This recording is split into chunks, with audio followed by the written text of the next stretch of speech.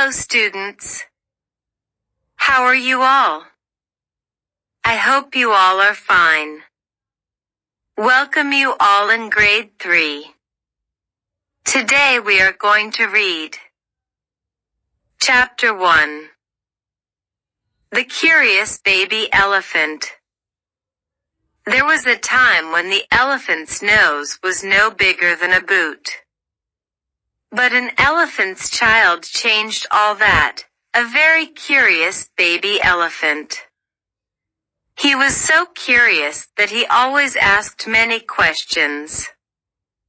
He would ask questions about anything that he saw, or heard, or felt, or smelt, or touched. "What does a crocodile have for dinner?" he asked one day. "Shush," said all the animals. But he would not stay quiet. One day, he met the colo bird. She told him where he could find an answer.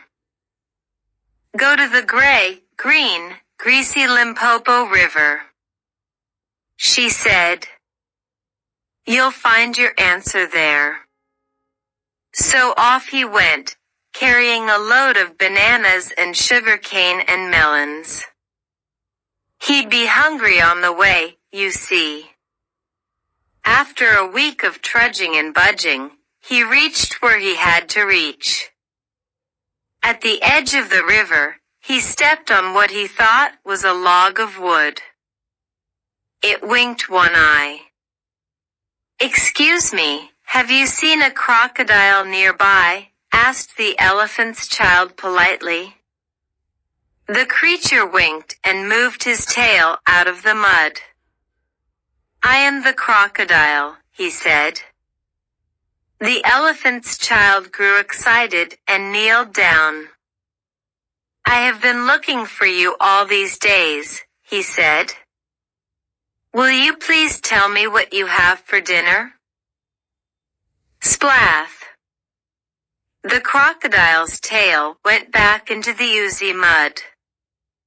"Come nearer, little one, come nearer and I'll whisper," said the crocodile.